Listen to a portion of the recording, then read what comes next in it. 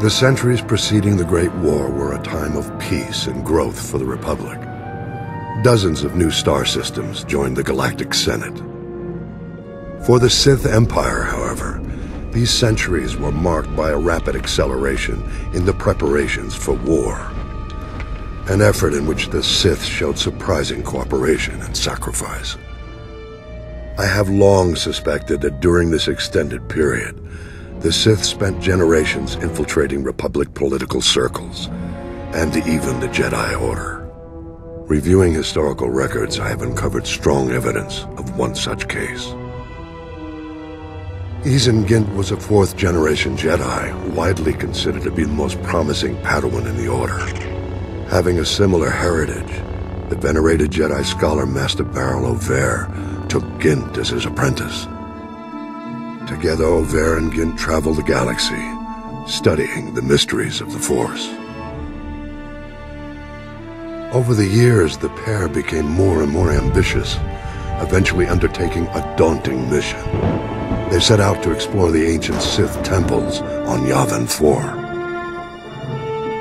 Their goal was to investigate the final resting place of Naga Sadow, one of the most powerful Sith Lords who ever lived. Arriving on Yavin 4, Over and Gint discovered that Naga Sadow's twisted Massassi warriors had survived the centuries. The Massassi originated as a Sith subspecies, forming the backbone of the earliest Sith armies. But Naga Sadow subjected his Massassi followers to heinous experiments, turning them into dark force-wielding monsters. Gint and Master Over fought bravely against the Massassi, but they were defeated and forced to flee deep into the temple.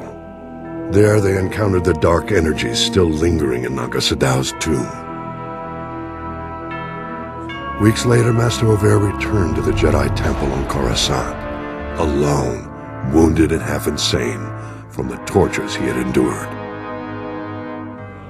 After a lengthy recovery, Master Over told a tale of the horrors he faced, and of Gint's tragic death. Several years passed. Then one day, Ezin Gint mysteriously reappeared on Coruscant, wearing the garb of the Massassi warriors and bent on killing Master Over. Possessed by the dark spirit of Naga Sadow, Gint attacked his former master in broad daylight. The brutal battle between the two was staged, with all the Republic watching.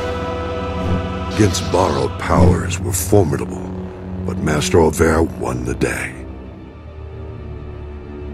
Over's triumph over darkness was celebrated, and the Jedi Council assumed that all was well.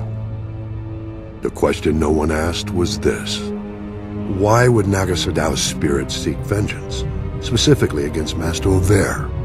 The answer has become clear after a closer look at Over's Jedi heritage. His father and grandfather also went out of their way to visit the tombs of the ancient Sith Lords. They were a family of Sith infiltrators. Over's mission on Yavin 4 was not for the Jedi. It was on behalf of his true master, the Dark Emperor of the Sith. The Emperor knew the spirits of the ancient Sith Lords could be a threat to his power when he returned to the known galaxy a century later. Over's trip to Yavin 4 was a preemptive strike. To seal Naga Sadow's tomb and ensure the Emperor's only enemies when he returned would be the Jedi and the Republic. How unfortunate that we've only learned the terrible truth about Master Over more than a century too late.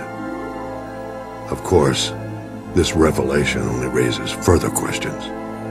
What other acts of dark subterfuge were Over and his family involved in? This will be the starting point of my next report.